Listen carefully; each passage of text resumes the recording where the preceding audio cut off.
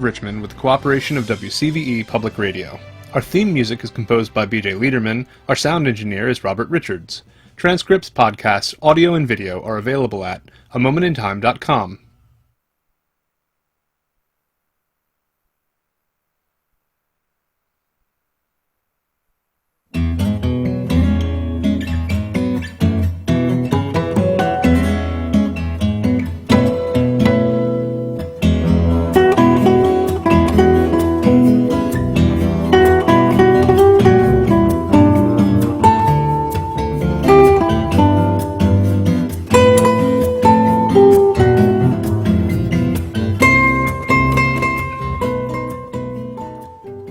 It's Wednesday morning here on KSJE, and it's time to take our trip to the Encouragement Lab. As we do every Wednesday, there is Dr. Mike Attabaugh, who is standing by in the lab. Good morning. Good morning, Scott. Good to see you. Thank you for joining us yet again, and we're continuing our conversation from last week, which is all about fair fighting, right? Yeah, we all need to fight fair. Even when our partner or people that we're arguing with are fighting dirty, it's still good to fight fair. You can win a fight fair. You can win fighting fair even if the person you're fighting is fighting dirty. How's that? Really? Okay. Yeah.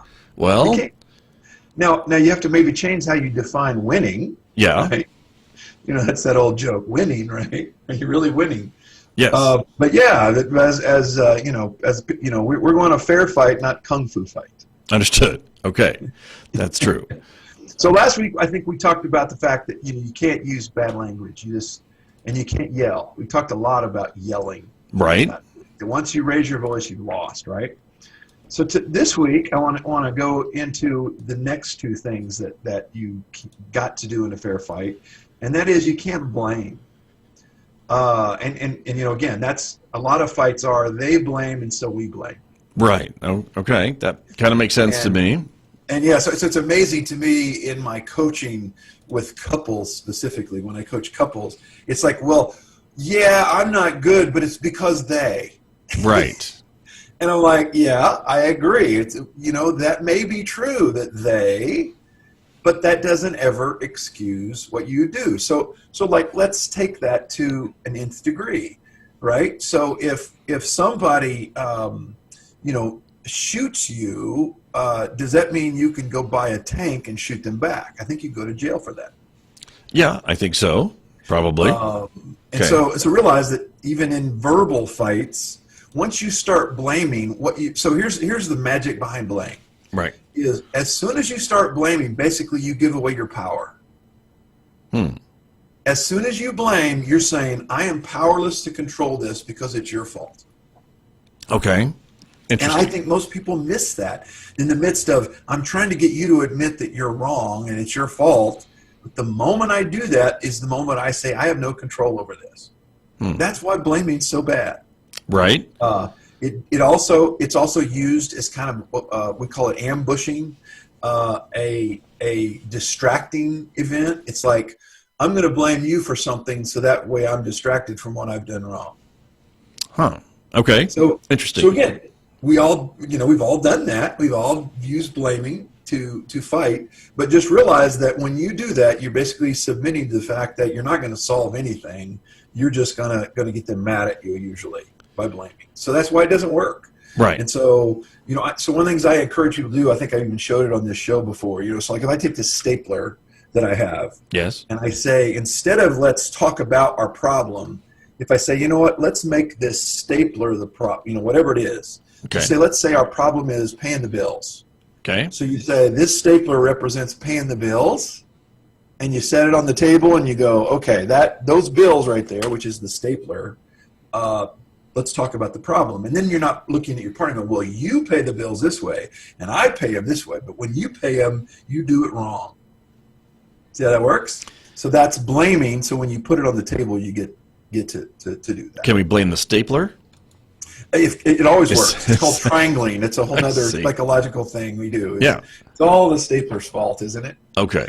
But now man, we've talked about triangling, I think, before too. I think so, yeah. But that's what you just did. You just triangled the stapler. But that's fine. Yeah. Sometimes triangling is a good thing to do. Okay. At least you're not blaming each other. Right. you're blaming it on something else. And in healthy relationships, that's always not a bad thing. Sure. So that's the big thing I want to talk about today is just no blaming.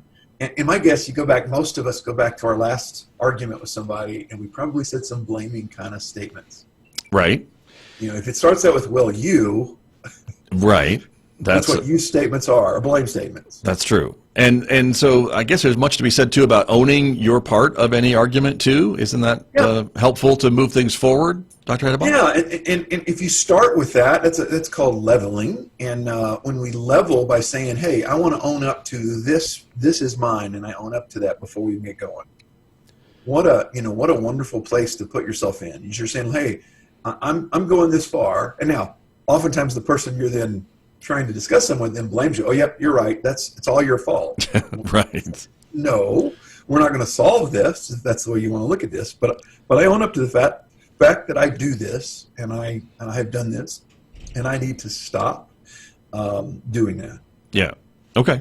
So that could be a good place to start, maybe. Yeah. So the other one I want to talk about today, I don't think needs as much time because it's pretty obvious for most people. But it sometimes needs to be reminded, and that is there's no use of force.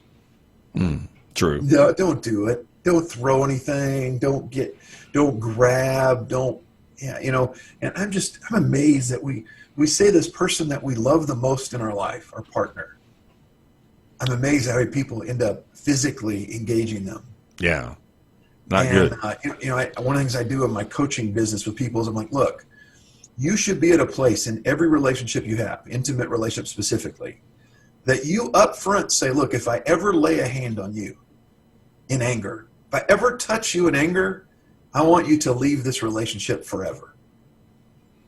Right. Most of the people that I've coached that have physical abuse problems, right, they never set that boundary. It's the abuse happens, and then there's these huge apologies. I'm sorry. I don't know what came over me. Man, I'm sorry I did that. I'll never do that again, but there's no boundary that says if I ever do that again, this relationship is over. And it should be. It just flat out should be. Right. Especially two grown adults. We call that battery. If you lay a hand on anybody in anger, that is battery. That's a fine, that's a crime punishable by jail time. Right. And so it shouldn't exist ever. True. Just shouldn't. And so set that boundary up in your relationships and say up front. So I'm just going to make this blank statement. There is no relationship that is worth physical violence. I think nothing your partner can give you is worth physical abuse. That's very true. And like I said, that's a pretty simple thing to me, but I'm amazed by how many people tolerate it and it keeps coming back, and it just shouldn't happen. You're right. And that's very true. And it's a good reminder for all of us, Dr. Adebayo. So that is a good thing to end on this week. So I appreciate it very much. You're welcome. We'll keep talking next week about some more fair fighting rules. Make sure to go back and watch last week's video. True. And that'll be helpful to you. Okay. Very good. Stay well, Dr. Adebayo. We'll talk to you next Wednesday. Take care. See you. All right. Very good. That is Dr. Mike Adebayo. He joins me every week from the Encouragement Lab, as we can see from the Encouragement Tower, right here with me on KSJE, Farmington.